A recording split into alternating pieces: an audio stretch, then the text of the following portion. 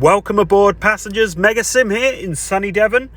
On my phone doing the recording, so just bear with me on the audio and, the photos and things like that. What we're doing is we're going to go through the recap of last night's Q&A.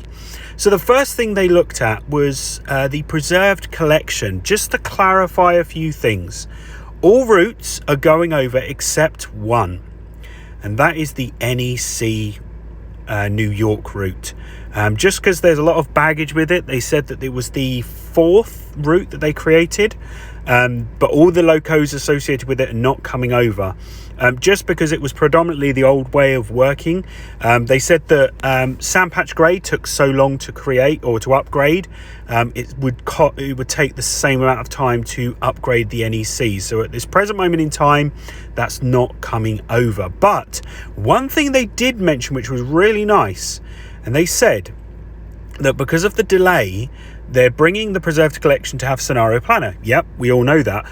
But variable adhesion is coming to the preserved lines as well. Now that is amazing. I love that. That is really, really cool. So that's one really good thing we're finding out. Variable adhesion is coming.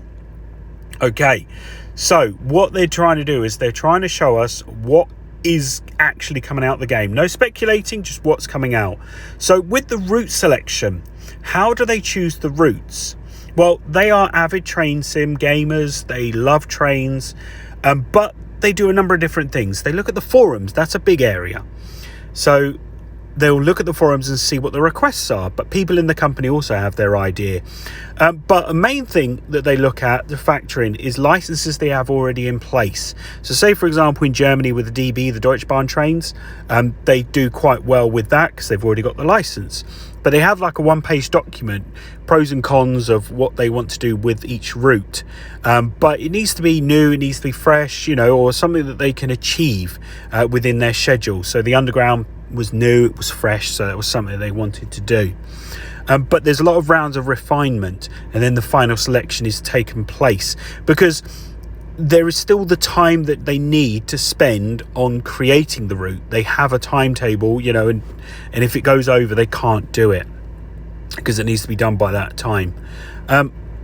And they need to have a license to be able to do the route. There's not really any places nowadays that doesn't have a brand or a logo that needs to be put on a product or on a route. So it does need to be licensed. But they do have a good relationship with the railways. So it is good that they have with a lot of relationships with that. But they do every round. They have a look at the route. Challenging areas, they want to make sure that it's good for us. The detail in the cabs, the team knows how it works. Because it's unique to each region. Think in the UK, you've got the signalling, in Germany you've got the signalling, but in Australia it's probably totally different, the signalling. They need to know those different areas. And also around the scenery, you can't use UK trees on a European route because it's a UK tree, it's UK brick, a UK building. So they have photos, they have all different things that they need to look at and dig into. There are requests, say for a 70s freight route in America. There may be 7 types of routes available, but they could find a route that they can potentially use. So it could be the theme and the kind of train that you want, but it could be a different route that they're able to do. Shunting, switching, passengers, all of those things are considered. Now, with the longer routes, the 65-kilometre route for the Köln isn't long for high speed, but the reason why it's not longer is just the time it makes. It takes to make the miles. Think the Underground, the Bakerloo Line, it's only 14 miles, but there are 25 stations. Now I know it's probably coming up later, but in my head I'm thinking 25 stations, they're all unique, they're all different, so it takes a long time for them to do that. But they are doing a lot of R&D to try and push the software to make them be able to extend those lines and enhancing the tools to help them. But again, the level of detail is required to meet expectation. You can't just have a 100-mile route with nothing but a cactus every halfway through. So that's what they need to do. Now, one thing they did mention, is the console to blame for the length issue? No, it is not true, but it's down to the level of detail that they want to provide and the time it takes. Then they started looking at extensions. So extending a route, say our GWE, our Great Western Express, from London to Reading, say Reading to Bristol. The issue they've got is they want to branch out further, put new routes in. There are so many different routes and different things all around the world. They want to create new things before they extend old things. So that's not really going to happen at the moment. But they have said with the variety of other countries, they do want to keep working on that. With the Bakerloo Line, it wasn't the most popular suggestion, they said. But looking at all of them, the strong community was the underground. But they wanted the ability to choose a route that we could drive properly. Now, in the underground, there's complex systems called cell trek that was a struggle to deal with. Bakerloo uses block signalling. There were a lot of automatic trains in London Underground where you just start and stop it. Now, there is a way to switch that off, but then that's not realistic. Choosing, saying, oh, here's a route for you. We're going to let you drive the train the way that people don't usually drive it. So that's why they've considered and did the Bakerloo. But it's a first attempt to deliver a great experience. 25 stations, amazing. And also just the complexity of the stations, of the platforms, and that is good. Just think of the Köln station, that is amazing, the detail of the steelwork. But the stations for Underground were where most of the work was taking place. Now they got a lot of reference work with TfL, with people. They were able to go down and tour the line, and it was challenging because of COVID, with the issues that we've got at the moment, but they did it and it was good. They also spoke to people that were on the beta. They may not have been underground train drivers for Bakerloo, but they had a good idea because they were underground train drivers on other lines. And there are a lot of videos on YouTube. We've seen them all, haven't we? The procedure line videos, all of that are on there. And it is the entire line, Elephant and Castle, including the 2 tracks to the south, where we can store trains, London Road siding, Stonebridge Park main depot to Harrow and Wealdstone, where there is a turnaround to go back the other way. There are a couple of things like Kilburn High Road. No, it's not in there. Queen's Park to Kilburn Park. Queen's Park goes underground. We don't have the West Coast Main Line. It is there, but it's scenery, so there's no trains running on it, and we can't run over there either, just because of limitations on that. But it is a Bakerloo product. Now, it is free roam outside. We can go outside. We can go on the trains, the platforms. There are fenced off areas, but we can't walk in the underground tunnels. They have limited us, so we can't go in there just because there's not enough room for the train and you, so not great. So they have blocked the tunnels off, but there are walkways between the 2 platforms where we can. So I'm guessing there will be, where you kind of have to walk and go over and stuff. Hopefully that's realistic and not something they've created on there. There is no sparks on the train at the moment. Because, with the lighting issue that we have with the videos, with the photos, they've done a lot of work with that. Just on the trailer alone, that was 2 weeks ago, the video footage was taken from that. There is new lighting already with that. So they want to focus on that, and it is considerably better now than what they did. Now with the speed limit, the speed limit systems, no, there's no speed control signals. It got a bit too difficult with that, so they're not implemented, but there is just the standard red light end game safety system on there. The safety system itself is a dead man handle, which is automatically put down, but you can pop it up with a button. But yeah, there is a reset procedure with that, so that's nice that we've got that. Now with the braking system, we have the rheostatic electric brake multiple unit, so we have the normal electric brakes, but we have the Westinghouse brake. Now the Westinghouse brake is a lot more difficult to control, but I'm looking forward to doing that. Now what I'm going to do is I'm going to stop my audio here. I know I'm telling you this, but I'm going to stop my audio here just to put in the video, and then I'll continue talking about what they were mentioning in the video, and then a few other questions they have as well. So just a sec. So here we go. We now have the video inside the cab of the Bakerloo Line. So what Matt did, so full credit goes to Dovetail Games, trainsimulator.com for this video footage. And this was taken from the Q&A last night. So this is all the buttons and different things that you're able to do on the train. So really nice to have that. Showing you the accelerator, the different buttons on there. You can't open the window unless you've turned the power off to the train, so you can't have that on, it's that sort of scenario. So if you want to know a little bit more about these different areas of the cab, It's good to watch back the Q&A at this point, so you'll be able to see that.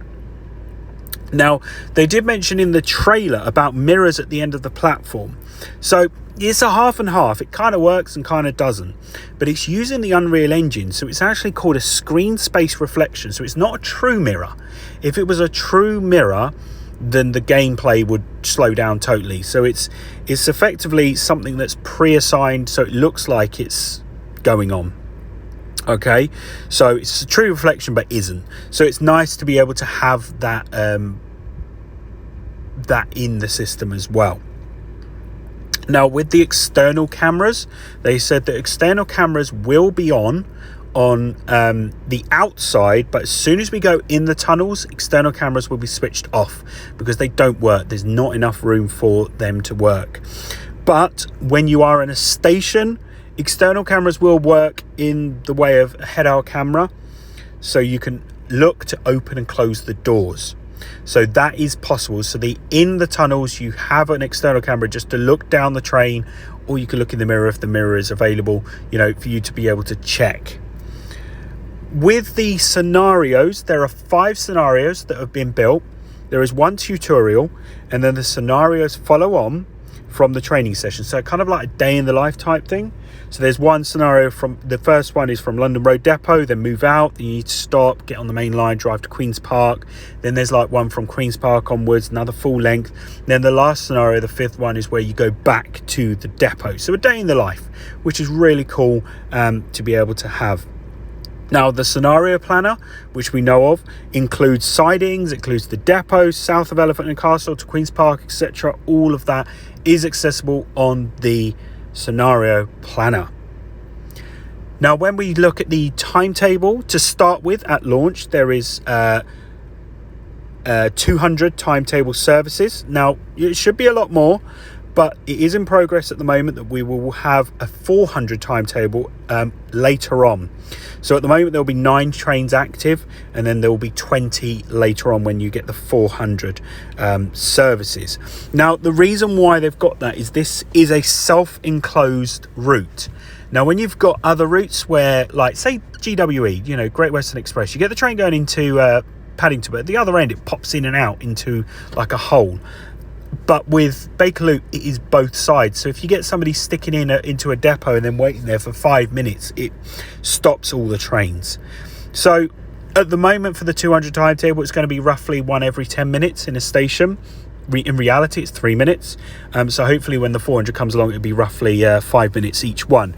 But the timetable does adjust, so it could be quicker in some areas, shorter time length because of rush hour.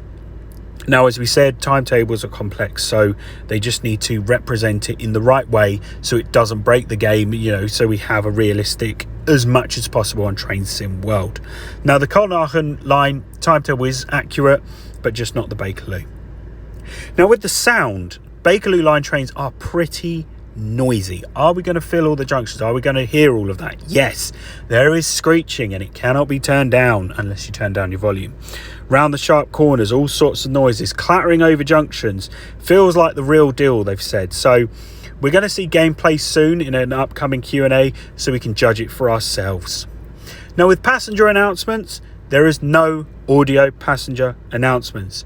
And as they said, there's not many passengers on the train. I thought there was quite a few, but it's the standard lot. They are working on that, but we'll go back to that in a sec because I'm going ahead of myself. The challenge is, if it is a packed train, you can't walk through it because you can't walk through a person. But here we go. Sorry, reading my notes as well. There is a major project that they are doing at the moment to overhaul the passengers and the range of passengers. So hopefully we'll see a lot more people with that. But that is in the future. Now, coming down to the last question, I'm just going to stop my audio and play the video whilst we talk about that. So just one sec. So here we go. We have got fully active passenger info screens on the underground. Now, because the game was pushed back by a couple of weeks, there was a team that went, we're going to make these work. So have a look at that. Elephant and Castle, you can see no smoking, you can see the times coming in, the train coming in. It is amazing. Now, the timetable, the passenger info screen is using the timetable on Train Sim World.